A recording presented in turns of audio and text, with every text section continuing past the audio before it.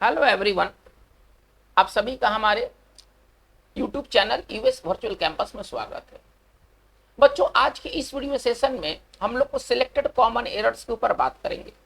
हमारा ये जो कॉमन एरर्स है ये टेंस टॉपिक पर आधारित है, यानी कि आज हम लोग इस टॉपिक से जुड़े हुए उन कॉमन एरर्स को देखेंगे जो कि प्रीवियस एग्जाम्स में पूछे जा चुके हैं। लेकिन मेरा आपसे रिक्वेस्ट ये रहेगा कि आप इस वीडियो सेशन को डायरेक्ट ना देखें। टेलीग्राम चैनल पर ये सवाल आपको अवेलेबल करा दिए गए हैं, पहले आप उसे स्वयं से बनाएं। इसके बाद आप इस वीडियो चैनल के माध्यम से आप जो आपने प्रश्नों को हल किया है फिर आप उसे एक बार मैच कर ले, ये देख ले कि आपका क्या गलत है क्या सही है। आपका गलत है तो क्यों गलत है, आपका लॉजिक क्या है, यदि सही भी है तो आपका लॉजिक क्या है, और यहाँ जो बताया गया है वो किस लॉजिक पर आधारित है। तो आपके लिए बेनिफिशियल बात क्या होगा? आपके लिए बेनिफिशियल बात होगा कि डायरेक्ट आप इस वीडियो सेशन को ना देख करके आप पहले टेलीग्राम चैनल पर अवेलेबल पहले सवाल को पहले हल कर ले और तभी जाकर के आप इसे 1 बाय 1 क्वेश्चन को आप मैच करें। तो चलिए आज की इस वीडियो सेशन की शुरुआत करते हैं क्वेश्चन नंबर 1 से। हमारा क्वेश्चन नंबर 1 क्या कहता है, जो आपकी स्क्रीन पर दिखाई दे रहा है, कह रहे कि I will discuss the matter with him, ठीक है ना, when I will see him in the next few days. देखिए इस तरह के कॉमन एरर्स ये तो प्रीवियस एग्जाम्स में पूछे जा चुके हैं और इस तरह के कॉमन एरर्स बहुत ही कॉमन टाइप के ये एरर्स हैं, मतलब कि अक्सर ये इस तरह के सवाल आते रहते हैं। इसमें हमें एरर फाइंड आउट करना है कि कहां पर गलत है, जिस भाग में गलत होगा वही भाग आपका आंसर होगा। चलिए देखिए ग्रामर का बेसिक रूल क्या कहता है। ग्रामर का बेसिक रूल कहता है कि एक वाक्य में, ठीक है ना, दो सिंपल फ्यूचर नहीं होना चाहिए। मतलब आपको मैं ये बताना चाहता हूं कि इसका जो एक्सप्लेनेशन होगा वो मैं आपको देना चाहता हूं कि एक वाक्य में दो सिंपल फ्यूचर नहीं होना चाहिए, मतलब दो विल या दो शैल का जो इस्तेमाल होगा वो रॉन्ग होगा। एक वाक्य में अगर मैं कहूं एक वाक्य में दो विल या दो शैल का जो यूज होगा ना वो गलत माना जाता है। दो विल या दो शैल का जो यूज होता है ना वो गलत होता है। मतलब मेन क्लॉज, देखिए मेन क्लॉज और सबऑर्डिनेट क्लॉज, यदि कोई बात फ्यूचर में कहना है, फ्यूचर टेंस का क्या नियम है कि यदि हम कोई बात को फ्यूचर में कहना चाहते हैं तो जो मेन क्लॉज होता है, जो मेन क्लॉज होता है वो होता है ना, वो सिंपल फ्यूचर में हो सकता है, वो सिंपल फ्यूचर में हो सकता है, आप ऐसा समझिए। हालांकि जो मेन क्लॉज है ना वो ऑलराउंडर क्लॉज है, ये सिंपल प्रेजेंट में भी हो सकता है। पहले आप इस पहले बेसिक चीज को समझिए। ये जो मेन क्लॉज होता है ना ये सिंपल प्रेजेंट और सिंपल फ्यूचर दोनों में हो सकता है, ऑलराउंडर ये क्लॉज है। लेकिन जबकि सबऑर्डिनेट जो क्लॉज है, थोड़ा सा इस आप क्लॉज को देखिए, जो सबऑर्डिनेट जो क्लॉज है ये जो होता है ना कभी भी ये फ्यूचर में नहीं होता है। सबऑर्डिनेट क्लॉज जो होता है वो सिंपल प्रेजेंट टेंस में होता है। चलिए ये जो होता है ना वो सिंपल प्रेजेंट टेंस में होता है। यदि हमें फ्यूचर की बात कहनी हो, फ्यूचर इवेंट दिखलाने के लिए बात कहा गया है, ये बात कहा गया है फ्यूचर इवेंट को दिखलाने के लिए। तो फ्यूचर इवेंट दिखलाने के लिए मेन क्लॉज जो होता है वो सिंपल फ्यूचर में भी रह सकता है और सिंपल प्रेजेंट में भी रह सकता है, ये बेसिक बात है। जो सबऑर्डिनेट जो क्लॉज है वो हमेशा और हमेशा रहेगा सिंपल प्रेजेंट टेंस में, है ना। अगर इसका सिंपल फ्यूचर टेंस में अगर हम इस्तेमाल करते हैं तो वो रॉन्ग होगा, यदि सिंपल फ्यूचर टेंस में इस्तेमाल करते हैं तो वो रॉन्ग होगा। अब आते हैं सवाल के ऊपर, करके I will discuss the matter with him, ठीक है ना, when I will see him in the next few days. देखिए ये जो व्हेन जो लगा है ना WH क्लॉज, WH क्लॉज को हम लोग सबऑर्डिनेट क्लॉज के नाम से जानते हैं, है ना। जितने भी WH क्लॉज है, इफ क्लॉज है, दैट क्लॉज है ना, ये सारे सबऑर्डिनेट क्लॉज है। और रूल क्या कहता है कि सबऑर्डिनेट क्लॉज कभी भी आपका फ्यूचर टेंस में नहीं होना चाहिए। इसका मतलब है कि हमारा 1 का जो राइट आंसर होना चाहिए, ये देखिए ये ब्लॉक बी में है और तो 1 का हमारा जो राइट आंसर होगा ना वो बी होगा। चलिए यहां पर विल खत्म हो जाएगा, ठीक है ना। हमारा करेक्ट लाइन कैसे बनेगा, ये देखिए ये मेन क्लॉज है, पहले आप इसको ऐसे समझे, ये जो है ये मेन क्लॉज है। अच्छा ये क्या है ना, ये सबऑर्डिनेट क्लॉज है, ये जो है ना ये सबऑर्डिनेट क्लॉज है। चलिए अब रूल क्या कहता है कि जो मेन क्लॉज है ये फ्यूचर में भी रह सकता है और सिंपल में भी रह सकता है, जैसे यहां आपको बताया गया है। मेन क्लॉज ऑलराउंडर क्लॉज है, एक सेंटेंस से इसको और ज्यादा हम क्लियर कर पाएंगे, ठीक है ना। चलिए तो मेन क्लॉज जो होता है ना ऑलराउंडर क्लॉज है, हम इसको फ्यूचर में भी रख सकते हैं और आवश्यकता पड़ने पर प्रेजेंट में भी रख सकते हैं। जबकि जो सबऑर्डिनेट क्लॉज होता है ये जब भी रहेगा तो ये सिंपल प्रेजेंट में रहेगा, ठीक है ना, सिंपल फ्यूचर में ये नहीं रहेगा। तो चलिए हमारा 1 का राइट आंसर जो होगा वो बी होगा। हम लोग क्वेश्चन नंबर 2 की ओर देखते हैं कि क्वेश्चन नंबर 2 हमारा क्या है।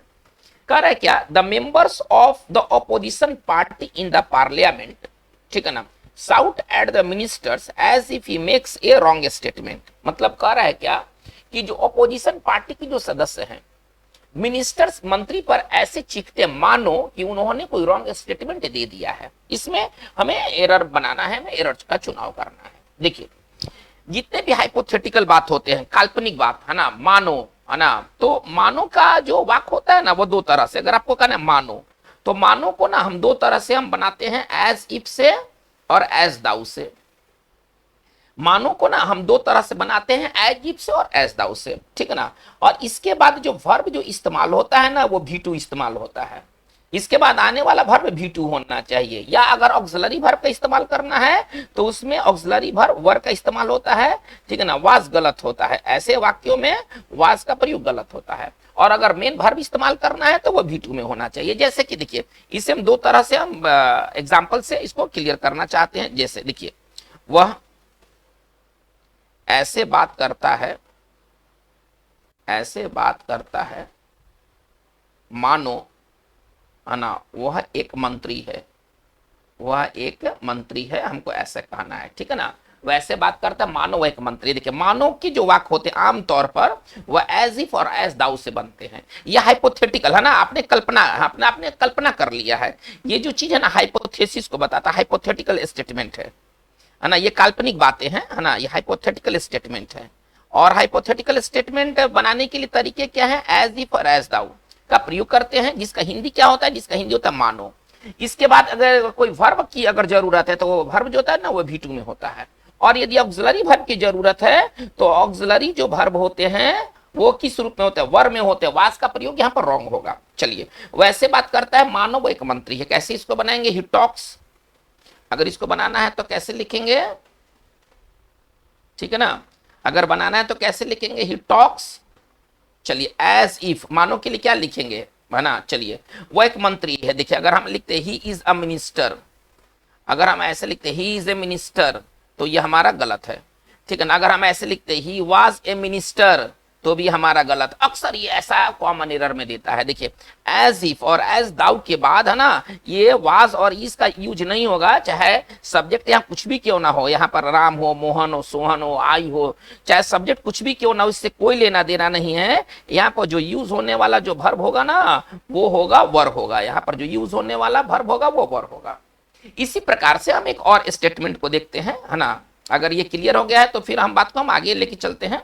चलिए ठीक है ना, हमको कहना है कि वह ऐसे बात करता है या ऐसे बर्ताव करता है, ऐसे बर्ताव करता है ना, मानो, है ना, उसके पास एक महल हो, उसके पास एक महल हो। चलिए अब वह ऐसे बात करता है ना, वैसे बर्ताव करता है, सॉरी वैसे बर्ताव करता है मानो उसके पास एक महल हो। चलिए इसको यहाँ बनाते हैं, थोड़ा सा स्पेस का अभाव है, यहाँ पर इसको बनाते हैं। कैसे लिखेंगे, ही बिहेव्स, वह बर्ताव करता है। चलिए मानो के लिए इस बार ना वर्ड चेंज कर दिया, इस बार जो ना एज दाउ ले लिया। चलिए ही बिहेव्स एज दाउ। चलिए अब उसके पास एक महल हो। देखिए पास के लिए तो हैज हैव होता है, पास के लिए हैज हैव, लेकिन हैज का इस्तेमाल गलत होगा, ठीक है ना। यहाँ पर V2 चाहिए ना, वर्ब क्या चाहिए, देखिए यहाँ पर वर्ब क्या लिखा हुआ है, यहाँ वर्ब V2 चाहिए, तो यहाँ पर हो जाएगा ही हैड ए, चलिए क्या उसके पास एक महल हो, he had a palace, he had a palace. चलिए तो कहने का तात्पर्य क्या है कि एज इफ और एज दाउ के बाद जो आने वाले जो वर्ब होते हैं या तो वो V2 में रहेंगे या तो वो वर में रहेंगे। चलिए अब ये पूरा सेंटेंस को देखते हैं। The members of the opposition party in the parliament shout at the ministers, वो मिनिस्टर्स पर ऐसे चीखते हैं, है ना, as if he makes। देखिए ये as if के बाद V2 होना चाहिए, जो वर्ब है ना V2 होना चाहिए, तो makes यहाँ पर गलत है। हमारा सही वाक्य क्या होगा, made से बनेगा, यानी कि ये हमारा 2 का राइट आंसर जो होगा वो C होगा। चलिए हम लोग क्वेश्चन नंबर 3 पर मूव करते हैं, देखते हैं थर्ड क्वेश्चन क्या कहता है। कह रहे कि आई विश, है ना, I am the richest person in the world. ये भी हाइपोथेटिकल है, ये भी हाइपोथेटिकल है। और जितने भी हाइपोथेटिकल बातें होती हैं, अभी क्या बताया गया है ना, जितने भी हाइपोथेटिकल बातें होती हैं वो सारी बात किससे बनता है, वर्ब अगर रहेगा ऑक्सिलरी तो वो वर्ब से बनेगा, ठीक है ना। चलिए तो आई विश, आई एम के जगह पर यहाँ पर एम का यूज जो है वो गलत है, यहाँ पर क्या होना चाहिए, यहाँ पर वर होना चाहिए। यहाँ पर एम गलत है, यहाँ पर एम के जगह पर वर होना चाहिए। तो इस तरह की जितनी बातें हैं, ठीक है ना, उसके साथ हम वर्ब वर का इस्तेमाल करते हैं। जैसे कि एक और सेंटेंस देखते हैं। चलिए काश, कहना है काश मेरे पास, है ना, एक अच्छी यादाश्त होती, एक, है ना, अच्छी यादाश्त होती, हमको कहना है ना, काश मेरे पास एक अच्छी यादाश्त होती। चलिए इसको हमें बनाना है, हम कैसे इसको डील करेंगे। काश के लिए हम विश का इस्तेमाल कर सकते हैं, आई विश, ऐसा मैं विश कर रहा हूं। चलिए मेरे पास, तो देखिए आई के साथ नॉर्मली हैव होता है, लेकिन यहाँ विश वाली बात है ना, हाइपोथेटिकल बात है।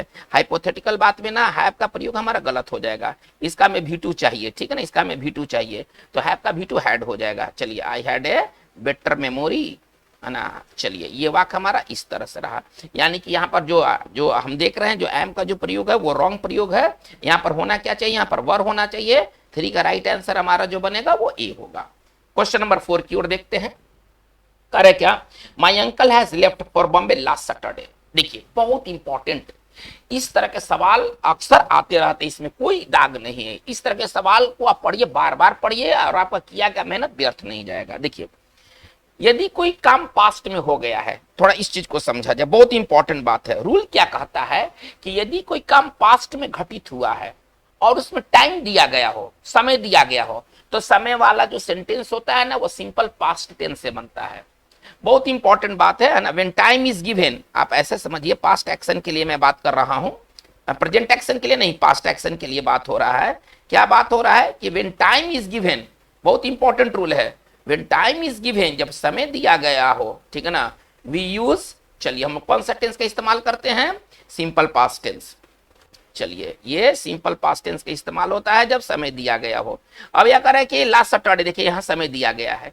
अब जब समय दिया गया है तो यहाँ वाक्य क्या होना चाहिए, यहाँ पर हैज का प्रयोग नहीं होना चाहिए। हमें सिंपल पास्ट टेंस के लिए क्या स्ट्रक्चर है, हमारा ये स्ट्रक्चर है, ठीक है। यहाँ पर हैज का जो यूज होगा वो गलत होगा, यहाँ पर हैज नहीं होना चाहिए। हमारा 3, 4 का राइट आंसर जो होगा वो बी होगा। चलिए हम लोग क्वेश्चन नंबर 5 में देखते हैं। क्वेश्चन नंबर 5 क्या है, करे क्या, my friend went to live in Mumbai 3 years before. देखिए जो बिफोर का जो यूज होता है इसको समझा जाए। जो बिफोर का यूज होता है वो परफेक्ट टेंस में होता है, चाहे वो प्रेजेंट हो या पास्ट हो, है ना, परफेक्ट टेंस में होता है। और एगो का जो प्रयोग होता है ना, ये सिंपल पास्ट टेंस में होता है, ये सिंपल पास्ट टेंस में होता है। चलिए अब यहाँ पर ये जो वाक्य क्या कह रहा है, ये वाक्य का बनावट किस टेंस में है, हम क्या देख रहे हैं, वाक्य का बनावट जो सिंपल पास्ट टेंस में है।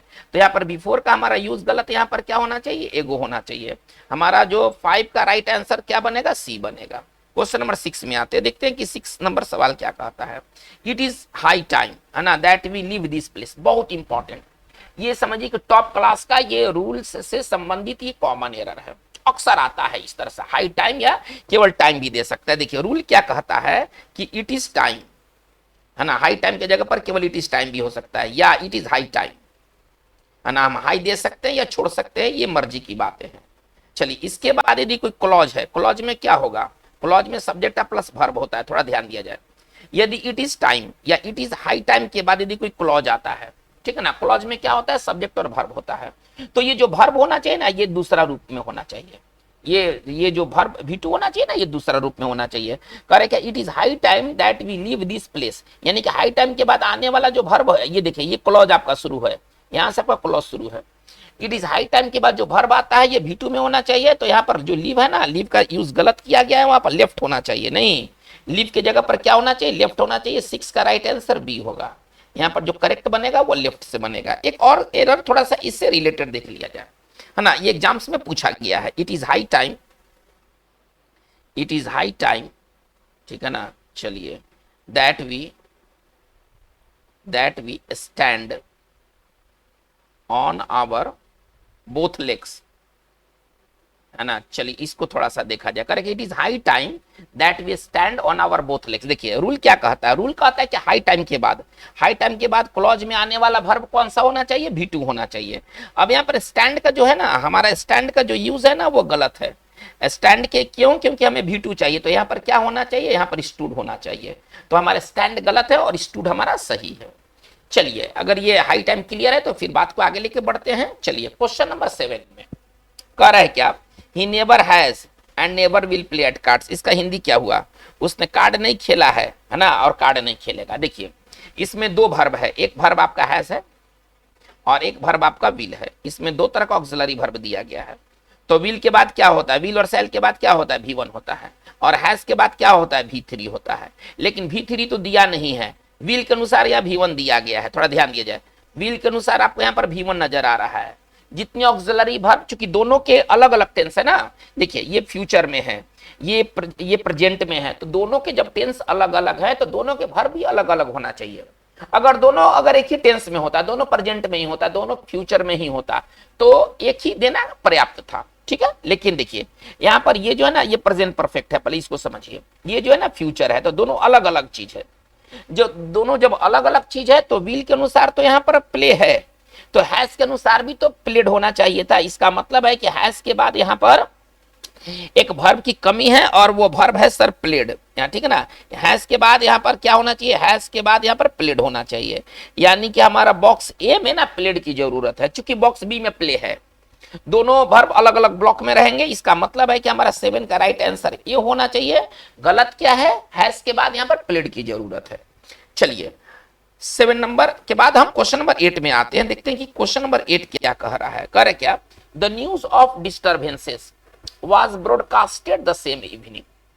इसका मतलब क्या है कि जो डिस्टर्बेंसेस पैदा किए गए उसके समाचार उसी शाम को ना ब्रॉडकास्ट कर दिया गया। देखिए इरेगुलर वर्ब्स क्या होते हैं, पहले इस चीज को समझा जाए। इरेगुलर वर्ब्स वैसे वर्ब्स हैं, ठीक है ना, जिनका कोई V2 V3 का कोई नियम नहीं होता है, इनका कोई नियम नहीं होता है, ये किसी रूप में जा सकते हैं, कोई नियमावली को ये फॉलो नहीं करते हैं। देखिए जिसमें कास्ट लग जाए उसका V2 V3 सेम रह जाता है। जैसे देखिए ब्रॉडकास्ट, मैं आपको समझाना चाहता हूं, ब्रॉडकास्ट है ना, इसके बाद आते टेलीकास्ट, थोड़ा सा इसको समझा जाए, और इसके बाद एक केवल कास्ट भी ले लेते हैं, और एक ले लेते हैं फोरकास्ट।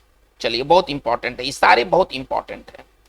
तो ब्रॉडकास्ट का V2 और V3 सेम रह जाएगा, कोई चेंज नहीं होगा, सेम रह जाएगा। आप ऐसा समझिए, सेम रह जाएगा, कोई तरह का चेंज नहीं होगा। यानी ब्रॉडकास्ट का V2 ब्रॉडकास्ट ब्रॉडकास्ट, टेलीकास्ट का V2 टेलीकास्ट टेलीकास्ट।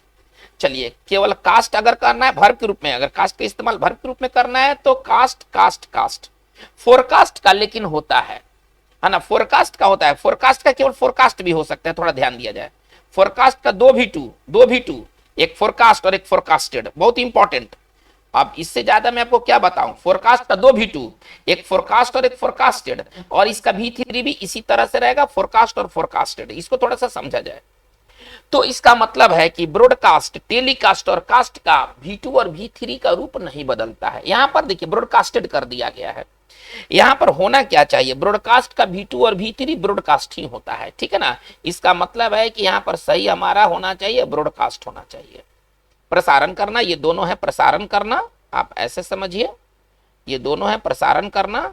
कास्ट मतलब डालना, नजर या वोट डालने के लिए ज्यादातर इस्तेमाल होता है ना, कास्ट वोट, कास्ट ग्लांस होता है। और फोरकास्ट का मतलब होता है भविष्यवाणी करना, और फोरकास्ट का अर्थ होता है भविष्यवाणी करना। चलिए फोरकास्ट का V2 V3 में आप लगा भी सकते, छोड़ भी सकते। जैसे देखिए एक सेंटेंस है, हम इसको बेहतर समझेंगे, हम लिख सकते हैं, देखिएगा एक सेंटेंस हमें बनाना है, फोरकास्ट का इस्तेमाल करके एक सेंटेंस हमें बनाना है। चलिए ग्लूमी हमको लिखना है कि खराब मौसम की भविष्यवाणी की गई है, ठीक है ना, खराब मौसम की भविष्यवाणी की गई है। चलिए IMD, इंडियन मेट्रोलॉजिकल डिपार्टमेंट, नाम आपने सुना होगा, द IMD हम ऐसे लिखेंगे, द IMD हैज फोरकास्टेड। देखिए ये भी ठीक है, ये भी ठीक है, द हैज के बाद V3 चाहिए था, तो फोरकास्ट का V2 V3 बदलता भी है और नहीं भी बदलता है, आपकी इच्छा के ऊपर है ना, आपकी इच्छा के ऊपर है कि आप लिखना क्या चाहते हैं। तो द IMD हैज फोरकास्ट, ये भी ठीक है, दिस इज ओके, और ये भी ठीक है फोरकास्टेड, ठीक है ना, और ये भी ठीक है, बहुत अच्छा। देखिए ये इसमें अगर फोरकास्टेड भी दिया है तो गलत नहीं है, और फोरकास्ट भी दिया है तो गलत नहीं है, हमें इस बात को समझना होगा। द IMD हैज फोरकास्ट अथवा फोरकास्टेड ग्लूमी वेदर। चलिए मतलब कि खराब मौसम की भविष्यवाणी की गई है IMD द्वारा। तो पूरा हमें लाइन से मतलब नहीं है, हमें लाइन से पूरा लेना देना नहीं है, हमें सिर्फ लेना देना इतने भाग से है। यहाँ पर आपको दोनों सही है, यहाँ पर आपका फोरकास्ट भी सही है और फोरकास्टेड भी सही है।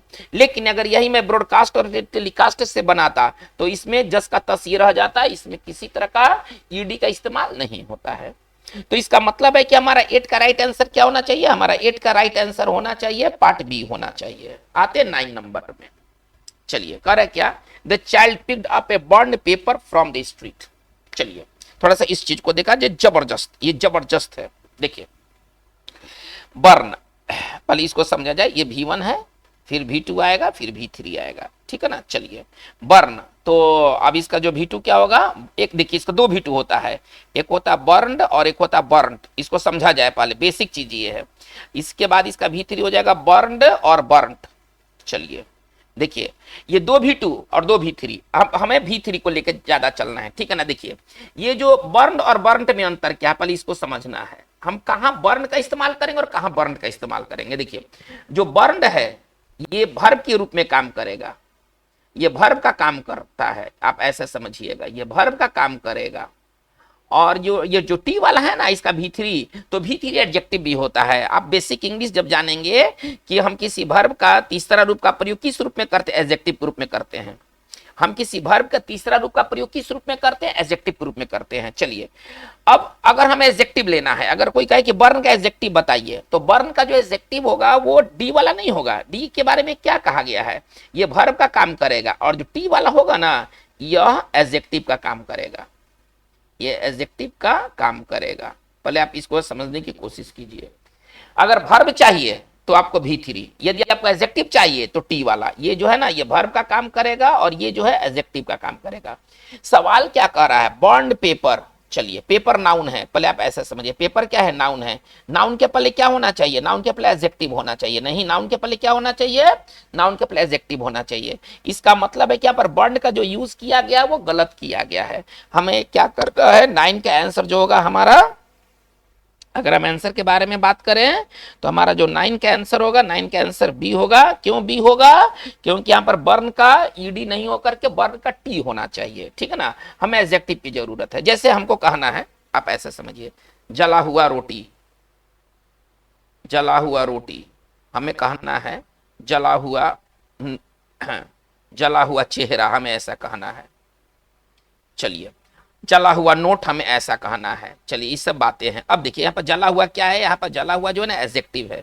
यहाँ पर जला हुआ क्या है, एडजेक्टिव है। और जब एडजेक्टिव है तो हम ना ईडी का प्रयोग नहीं करेंगे, क्योंकि ये तो वर्ब है। एडजेक्टिव का प्रयोग करने के लिए हम टी का इस्तेमाल करेंगे। चलिए अब हमें कहना है जला हुआ रोटी, तो हम कैसे लिखेंगे, हम लिखेंगे बर्न्ट बर्न्ट ब्रेड। हमें कहना है जला हुआ नोट, कैसे लिखेंगे, बर्न्ट नोट। हम कैसे लिखेंगे, जला हुआ चेहरा कैसे लिखेंगे, बर्न्ट फेस इत्यादि। तो ये बहुत इंपॉर्टेंट है कि बर्न्ड में और बर्न्ट में अंतर क्या है। जो ईडी वाला है वो वर्ब है और जो टी वाला है वो एडजेक्टिव है। चलिए अब ये हमारा क्लियर है, 9 का भी हमारा क्लियर हो गया। 10 में आते हैं। क्वेश्चन नंबर 10 क्या कहता है, the boy laid in the shelter for a long time before somebody came to rescue him. चलिए थोड़ा सा इसको देखा जाए। देखिए ले का भी थोड़ा सा V2, ये सारा ये जो क्वेश्चन है ना ये V2 V3 का खेल का सवाल है। देखिए ले, एक ले होता है V1 V2 और V3। तो ले का मतलब होता है, अगर सिंपल भाषा में कहे तो रखना, है ना। ले का मतलब होता है रखना, सिंपल भाषा में अगर कहे तो ले का मतलब रखना होता है, ठीक है। तो ले का V2 V3 क्या हो जाएगा, ले लेड लेड। चलिए और एक होता है लाई, लाई का मतलब होता है लेटना, लाई का अर्थ होता है लेटना। इसका V2 हो जाएगा ले। देखिए ये लाई वाला, ये लाई का V2 ले है और इसका V3 हो जाएगा लेड। देखिए सवाल क्या कर रहा है, the boy laid in the shelter. Shelter में वो रखा, रखने का सेंस है कि लेटने का सेंस है। बॉय क्या करेगा, रखेगा, कोई सामान को ना रखेंगे, कोई सामान को रखेंगे, लेकिन व्यक्ति क्या करेगा, लेटेगा। यानी कि यहाँ पर लेटने के लिए लेड का इस्तेमाल किया गया है। लेटने के लिए देखिए तो कहीं लेड है क्या, लेटने के लिए तो ले है और लेन है। यानी कि इसका मतलब है कि हमें लेड की जरूरत नहीं है, ये तो रखने वाला अंग्रेजी है। हमें जरूरत किसकी, हमें लेटने के लिए जरूरत है। यानी कि 10 का आंसर हमारा यहाँ पर क्या होना चाहिए, ए होना चाहिए। यहाँ पर गलत क्या है, ले के लेड के जगह पर क्या होना चाहिए, हमारा ले होना चाहिए। 11 नंबर की ओर आते हैं, देखते कि 11 नंबर हमारा क्या है। Correct, we had swam across the river before sunset, है ना। सनसेट के पहले हम लोगों ने स्वाम किया था रिवर में। देखिए बहुत आसान है, इसमें ज्यादा आपको माथा पच्ची की जरूरत नहीं है। V1 V2 V3 लेके चलते हैं, इससे काफी सवाल पूछे जाते हैं। चले स्विम, तो स्विम क्या है, ये स्विम आपका जो है ना वो V1 है। इसका जो V2 होता है ना वो क्या होता है, स्वाम होता है। V3 क्या होता है, स्वम होता है। चलिए स्विम स्वाम स्वम। अब आप देखते हैं हैड के बाद आपको जरूरत क्या है, हैड के बाद आपको जरूरत है V3 का। ये क्या है, ये V2 है, तो गलत है, ठीक है ना। हमें V3 की जरूरत है, हमें जरूरत किसका है, यहाँ पर स्वम की जरूरत है। इसका मतलब है कि 11 का राइट आंसर हमारा ए होने वाला है। नहीं, हमारा जो 11 का राइट आंसर होने वाला है वो ए होने वाला है। 12 की ओर आते हैं। कर है क्या, the assassin was convicted and ordered to be hung even though the defense liar, यहाँ होना चाहिए, सॉरी यहाँ पर जो है ना, या थोड़ा सा टाइपिंग गलत हो गया है, यहाँ पर लायर आप समझेंगे है ना, हैंडल द केस इफिशिएंटली, ये गलत नहीं है ना, टाइपिंग गलत हो गया है, बस आप ये समझे। चलिए, the assassin was convicted and ordered to be hung even though the defense lawyer handled the case efficiently। देखिए यहाँ पर गलत क्या है, यहाँ पर जो गलत है ना, ये हैंग का इस्तेमाल गलत हुआ है। देखिए यहाँ पर जो V1 कैसे चलता है, V2 और इसका V3 थोड़ा देख लेते हैं। देखिए, एक हैंग मतलब होता है फांसी देना, ठीक है ना, एक हैंग मतलब होता है फांसी देना। तो जब हैंग का इस्तेमाल जब फांसी देने के लिए लेते हैं है ना, तब इसका V2 होता है हैंग, हैंग्ड, हैंग्ड, ठीक है ना, हैंग, हैंग, हैंग्ड। और जब हैंग का जब प्रयोग, हैंग का ही प्रयोग जब हम है ना कोई चीज को लटकाने के लिए करते हैं है ना, वस्तु को लटकाने के लिए करते हैं है ना, जैसे कि हम लोग कोई फोटो लटकाते हैं, कोई कपड़ा लटकाते हैं, तो उस सेंस में इसका V2 होना चाहिए हंग और हंग। अब बताइए, यहाँ पर व्यक्ति के लिए एसासिन, हत्यारा को कन्विक्ट किया गया, दोषी ठहराया गया और उसको है ना फांसी देने के लिए ऑर्डर दिया गया।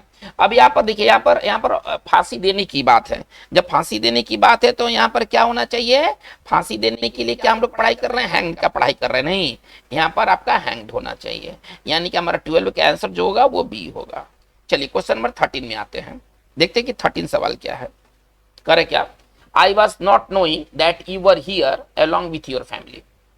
देखिए, नो का कंटिन्यूअस टेंस नहीं होता है, कुछ ऐसे वर्ब हैं जिसका कंटिन्यूअस टेंस में यूज नहीं करते हैं है ना, वो सिंपल है ना, ये सिंपल प्रेजेंट टेंस में इस्तेमाल होंगे है ना, इसको सिंपल प्रेजेंट टेंस का वर्ब हम समझते हैं। चलिए, तो ये जो है ना नॉन प्रोग्रेसिव वर्ब्स है, इसको हम दूसरे भाषा में कह सकते हैं नॉन प्रोग्रेसिव वर्ब्स हैं ये है ना, मतलब इनका कंटिन्यूअस टेंस में इस्तेमाल नहीं होता है, नॉन प्रोग्रेसिव वर्ब्स हैं।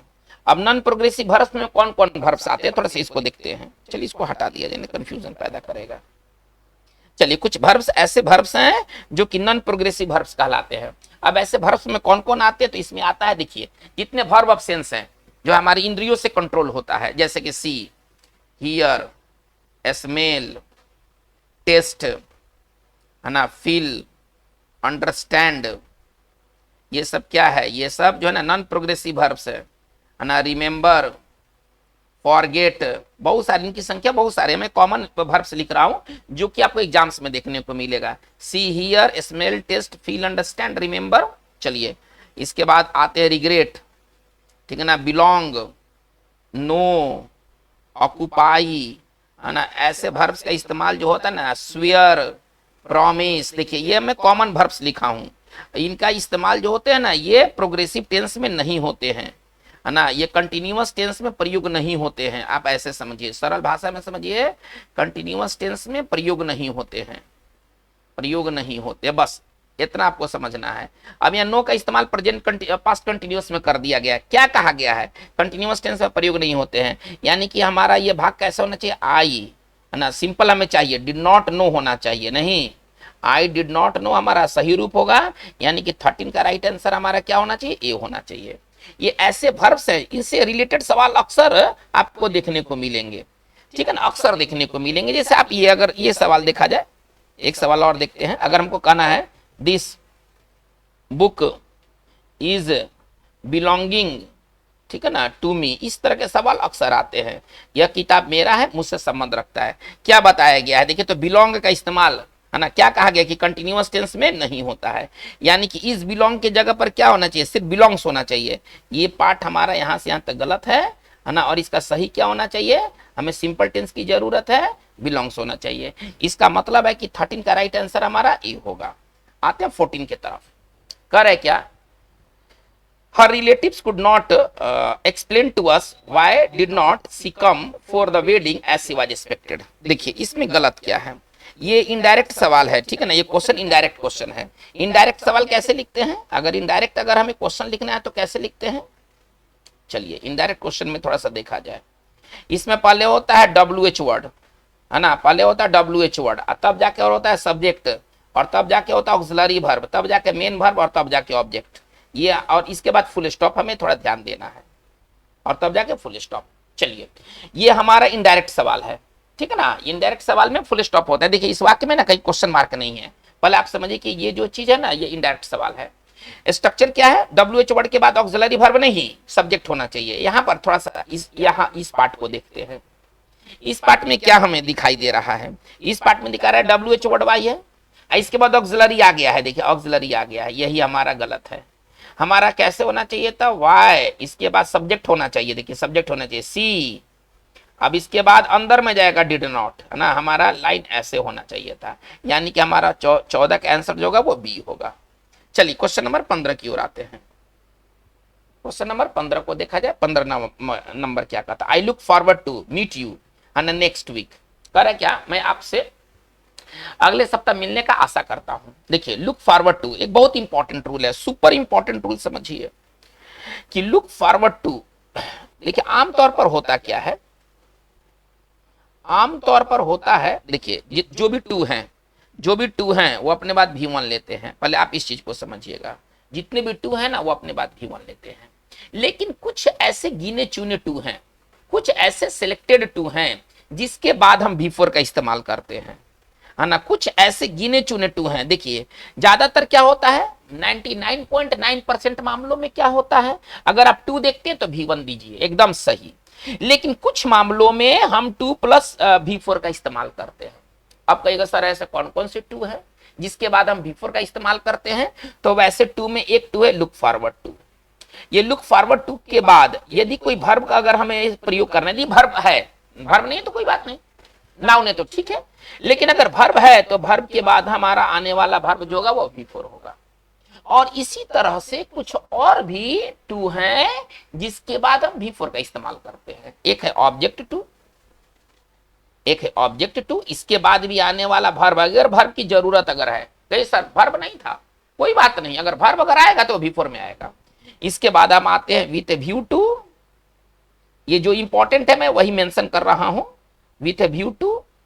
इसके बाद हम आते हैं ना बी, ये कमिटेड टू, जो एग्जाम्स में आपको जो ज्यादा देखने को मिलेगा, मैं सिर्फ उसी के बारे में बात कर रहा हूं। ये सभी जो टू हैं अपने बाद आने वाले जो वर्ब होंगे वो V4 लेंगे, ठीक है। चलिए इसका मतलब है कि यहाँ पर देखिए टू के बाद और भी वर्ब्स है, ऐसा नहीं कि बस इतना ही है, बस आप ऐसे समझिए मैं केवल काम चलाऊ तौर पर आपको यहाँ पर लिखा हूं, इन एडिशन टू, ठीक है ना। इसके बाद भी आने वाले जो वर्ब होंगे वो V4 में होंगे। बी या गेट यूज टू, जो चलिए थोड़ा सा 2 कदम और आगे बढ़ गए, अगर इसके बाद कोई वर्ब आता है तो वो V4 में होगा। चलिए अब लुक फॉरवर्ड टू के बाद हमें मीटिंग चाहिए ना, हमें क्या चाहिए, हमें V4 चाहिए, हमें V4 चाहिए। तो यहाँ पर मीट की जगह पर क्या, मीट का यूज गलत है, यहाँ पर होना क्या चाहिए, यहाँ पर मीटिंग होना चाहिए, ठीक है ना। चलिए इसका मतलब है कि हमारा 15 का राइट आंसर जो होगा वो बी होगा। आते हैं सवाल 16 में, correct, he is working in A bank in new Delhi for the past several months. देखिए ये फोर और सिंस जो वाक्य में होते हैं, देखिए बहुत इंपॉर्टेंट बात है, ये थोड़ा सा फंसाता भी है। फोर और सिंस का प्रयोग हम लोग किस टेंस में करते हैं, फोर और सिंस का प्रयोग हम लोग परफेक्ट टेंस, या वो प्रेजेंट हो या वो पास्ट हो, परफेक्ट टेंस आप ऐसे समझिए, या परफेक्ट कंटिन्यूअस टेंस, या परफेक्ट कंटिन्यूअस टेंस, ठीक है ना, या परफेक्ट कंटिन्यूअस टेंस में करते हैं। फोर और सिंस का प्रयोग हम कहां करते हैं, या तो परफेक्ट टेंस में करेंगे या तो परफेक्ट कंटिन्यूअस टेंस में करेंगे। देखिए यहाँ पर फोर लगा हुआ है, लेकिन यहाँ पर ये प्रेजेंट कंटिन्यूअस है, होना क्या चाहिए, फोर और सिंस जिसमें लग जाए या तो परफेक्ट टेंस, या तो प्रेजेंट परफेक्ट हो सकता है या पास्ट परफेक्ट हो सकता है। चलिए तो यहाँ पर इसके जगह पर क्या होना चाहिए, हैज बीन होना चाहिए, नहीं यहाँ पर इसके जगह पर हैज बीन होना चाहिए। हमारा करेक्ट आंसर क्या बनेगा, 16 का राइट आंसर जो होगा वो ई होगा। चलिए हम लोग 17 नंबर के सवाल पर आते हैं। करे क्या, the train is supposed to arrive at 10 AM yesterday. देखिए यस्टरडे दिया है, यस्टरडे दिया है तो बीता हुआ बात, और बीता हुआ बात से इससे तो नहीं बनेगा ना, ये तो प्रेजेंट वाला बात है। यस्टरडे को तो आप हटा नहीं सकते हैं, हाँ इसको आप चेंज कर सकते हैं, यस्टरडे नहीं हटेगा क्योंकि वो फैक्ट ही बदल जाएगा। तो इसका मतलब है आगे का भी हम लाइन हम देखते हैं, आगे का भी खंड देखते हैं कि पास्ट ही है, तो यहाँ हम चेंज कर सकते हैं। यहाँ इसके जगह पर क्या होना चाहिए, यहाँ इसके जगह पर वाज होना चाहिए। 17 का राइट आंसर हमारा जो होगा वो ए होगा। 18 नंबर में आते हैं, करे क्या, before the alarm had stopped ringing I had pulled up the shade. देखिए बेसिक रूल क्या कहता है कि दो पास्ट परफेक्ट एक साथ नहीं, पास्ट परफेक्ट मतलब दो हैड एक साथ नहीं होता, past perfect tense plus past perfect tense का प्रयोग एक साथ नहीं होता, एक को हटाना होगा, एक को हटाना होगा, है ना। मतलब इसको सरल भाषा में कहें तो दो हैड का प्रयोग गलत होता है, पहले आप ये समझ लें, दो हेड का प्रयोग गलत होता है। अब एक हेड आपको हटाना है, कौन सा हेड हटेगा, जो काम पहले होता है, देखिए जो फर्स्ट एक्शन होता है ना, जो फर्स्ट एक्शन होता है वो होता है पास्ट परफेक्ट टेंस में, आप लोगों ने पढ़ा होगा, है ना। पास्ट परफेक्ट टेंस में जो फर्स्ट एक्शन होता है वो पास्ट परफेक्ट टेंस में होता है, जो सेकंड एक्शन होता है वो किस में होता है, सिंपल पास्ट टेंस में होता है ना। जो सेकंड एक्शन होता है वो किस में होता है, सिंपल पास्ट टेंस में होता है। चलिए अब यहाँ पर देखिए, before the alarm had stopped ringing, alarm के बजने के बंद होने के पहले मैं शेड से निकल गया था, यानी कि फर्स्ट एक्शन आपका शेड से निकलना है, पहले शेड से निकल गया तब जाके अलार्म का बजना बंद हुआ, ये सेकंड एक्शन है ना। ये क्या है, सेकंड एक्शन है, थोड़ा ध्यान से सुना जाए। अलार्म के बजने के बंद होने के पहले मैं शेड से निकल गया था, तो ये शेड से निकलना फर्स्ट एक्शन हो गया, और ये अलार्म का बजना बंद होना ये सेकंड एक्शन है। सेकंड एक्शन किस टेंस में होना चाहिए, सेकंड एक्शन आपका सिंपल पास्ट टेंस में होना चाहिए। इसका मतलब है कि यहाँ पर हैड खत्म हो जाएगा, ठीक है ना, हैड का यूज नहीं होना चाहिए, है ना। इसका मतलब 18 का आंसर बी होगा, हैड का जो यूज है वो गलत है। आते क्वेश्चन नंबर 19 में, देखते हैं कि क्वेश्चन नंबर 19 क्या है। करे क्या, if the police would have arrived on time the right would not have occurred. देखिए यहाँ पर पुलिस के साथ इफ क्लॉज क्या है, if plus subject plus had, बहुत फेमस क्लॉज है ना, आपने इसे जरूर पढ़ा होगा। चलिए प्लस ऑब्जेक्ट प्लस फिर subject plus would could might, बहुत ही टॉप क्लास का ये स्ट्रक्चर है, आप समझिए, और इससे सवाल आना ही आना है, नहीं क्या तो बात ही नहीं है। चलिए नहीं का तो बात ही नहीं है, इफ के साथ कभी भी वुड हैव नहीं लगता है, देखिए इफ स्ट्रक्चर में कभी भी वुड हैव नहीं लगता है, ठीक है ना। तो इसका मतलब है कि यहाँ पर जो वुड हैव दिया गया है वो क्या रॉन्ग है, ठीक है ना, वुड हैव का यूज गलत है, यहाँ पर क्या होना चाहिए, हैड होना चाहिए था, यानी कि हमारा 19 का राइट आंसर जो होगा वो ए होगा। आते हैं हम लोग क्वेश्चन नंबर 20 में। कह रहे क्या, by this time next year, यानी कि इस साल के, है ना, अगले साल के इस समय तक Ramesh will take his university degree, Ramesh अपना यूनिवर्सिटी डिग्री ले लेगा नहीं, ले चुका होगा, मतलब ले चुका होगा, यानी कि बाई द टाइम के बाद हमें यहाँ पर फ्यूचर परफेक्ट की जरूरत है, थोड़ा ध्यान दिया जाए। विल के जगह पर क्या होना चाहिए, विल हैव होना चाहिए, ले चुका होगा, यानी कि अगले साल के इस समय तक, मतलब जिस समय पर हम लोग बात कर रहे हैं, ठीक है ना। रमेश यूनिवर्सिटी डिग्री ले चुका होगा, 20 का राइट आंसर जो होगा वो आपका बी होगा, है ना। विल के जगह पर विल हैव होगा, ये हमारा गलत है। 21 में आते हैं। Correct, the children were playing with a ball and run around, है ना, व्हेन द एक्सीडेंट अकर्ड। देखिए एंड क्या करता है, पहले एंड को देखते हैं। एंड बराबर चीजों को जोड़ता है, ठीक है ना, एंड बराबर चीजों को जोड़ता है, ये बहुत फेमस बात है, और इससे जुड़ा हुआ सवाल अक्सर आपको देखने को मिलेगा। एंड किसको कनेक्ट करता है, दो बराबर चीजों को कनेक्ट करता है। देखिए एंड के पहले क्या है, प्लेइंग है, V4 है, तो एंड के बाद भी V4 होना चाहिए, नहीं इसको भी V4 होना चाहिए, यानी कि यहाँ पर रन के जगह पर रनिंग होना चाहिए, रन के जगह पर रनिंग होना चाहिए। इसका मतलब है कि हमारा 21 का राइट आंसर जो होगा ना वो हमारा सी होगा, ठीक है ना। यहाँ पर V4 की, है ना, जरूरत है ना।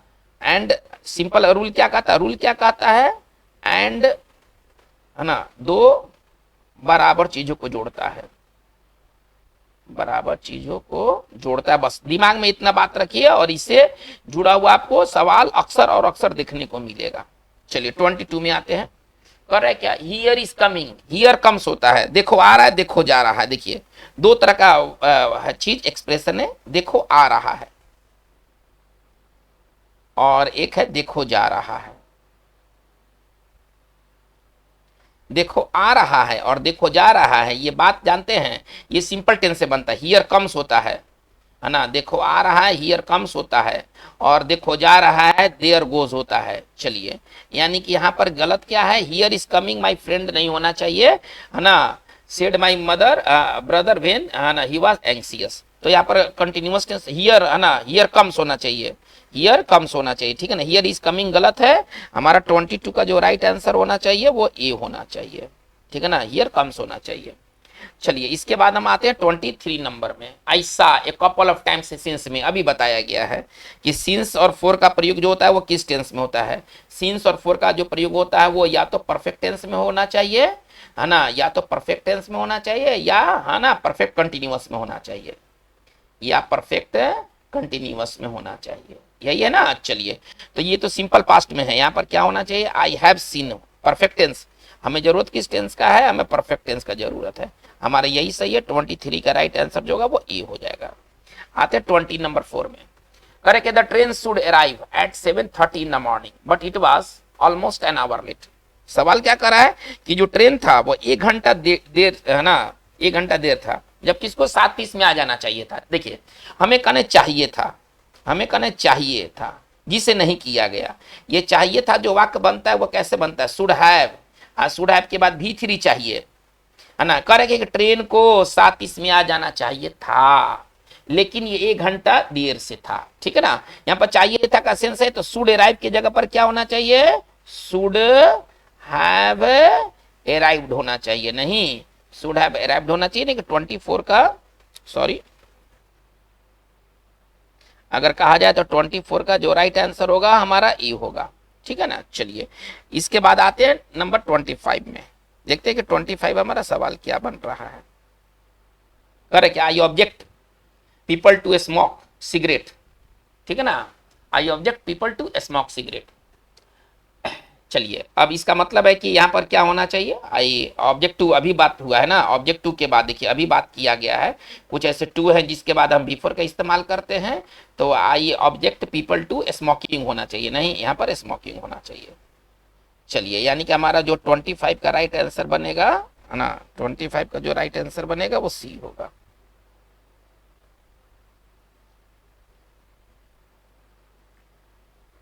ट्वेंटी 25 का राइट आंसर बनेगा वो सी होगा। यहाँ पर स्मोकिंग होना चाहिए ना, ऑब्जेक्ट टू के बाद आने वाला भर बिफोर में होता है, तो यहाँ पर स्मोक की जगह पर क्या होना चाहिए, स्मोकिंग होना चाहिए। तो बच्चों, आज के इस वीडियो सेशन में हमारी इतनी सी बात हुई। ये बहुत इंपॉर्टेंट ये सारे सवाल हैं जो कि प्रीवियस एग्जाम में पूछे जा चुके हैं, ठीक है ना। आप पहले इसको खुद से पहले बना लें और इसके बाद ही आप पहले टेलीग्राम चैनल पर जाएं, ये सवाल आपको अवेलेबल मिलेगा। आप पहले इसको एक बार खुद से बनाएं, आप कितने सही हैं कितने गलत हैं, खुद का असेसमेंट आप इस वीडियो सेशन के माध्यम से कर ले। आपका इस तरह का जो और भी क्वेश्चन की सीरीज लाए जाएंगे आगे आने वाले दिनों में। आज की बात बस इतना ही। Thank you very much.